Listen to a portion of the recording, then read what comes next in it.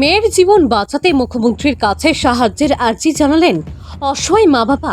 জানা গেছে বিলোনিয়া মহকুমার অন্তর্গত দক্ষিণ রাঙামুড়া এলাকার সুভাষ দেবনাথের 15 বছর বয়সী নাবালিকা কন্যা মন্দিরা দেবনাথ একই এলাকার একটি বিদ্যালয়ের নবম শ্রেণীর ছাত্রী। গত বছর দেড়েক আগে মন্দিরার প্রচণ্ড মাথা ব্যথা শুরু হয়। পরে চিকিৎসকদের পরামর্শ মতে ঔষধ ব্যবহার করার পরেও মাথা ব্যথা কমেনি তার। গত 1 বছর আগে চিকিৎসকরা মন্দিরার শারীরিক পরীক্ষা নিরীক্ষার পর তার মাথায় ব্রেন টিউমার হয়েছে বলে জানিয়ে দেয়। মেয়ের এই দুরারোগ্য রোগের কথা শুনে চুপ থাকতে পারেনি তার মা বাবা। মেয়েকে সুস্থ করে তুলতে জিবি হাসপাতাল থেকে শুরু করে আসামের শিলচরে বেসরকারি হাসপাতালেও চিকিৎসা করিয়েছে, কিন্তু কোনো সুরাহা পায়নি। পরে চিকিৎসকরা স্পষ্টভাবে বলে দিয়েছে খুব শীঘ্রই অপারেশন করাতে হবে।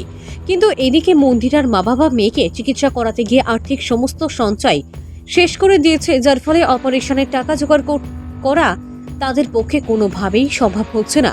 পরে মেয়ের প্রাণ বাঁচাতে নির্বাচিত জনপ্রতিনিধিদের কাছে সাহায্যের জন্য হাত পাতলেও কোনো সাহায্য পায়নি তারা। এদিকে যত দিন যাচ্ছে ততই মন্দিরার মাথার যন্ত্রণা বেড়ে চলেছে।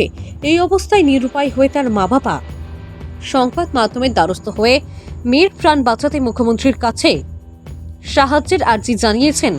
তাদের বিশ্বাস রাজ্যের মুখ্যমন্ত্রী অধ্যাপক ডক্টর মানিক সাহা অনেক গরিব দুস্থ মানুষকে সাহায্যের হাত বাড়িয়ে দিয়েছেন।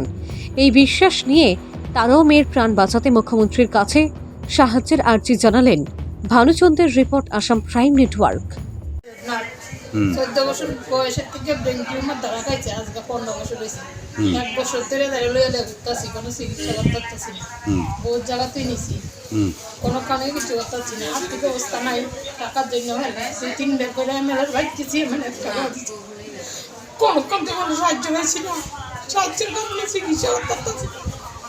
মেয়ের লেগা বাকি 1 বছর পর্যন্ত ঘুরতে যাচ্ছি, কষ্টই হইতেছে।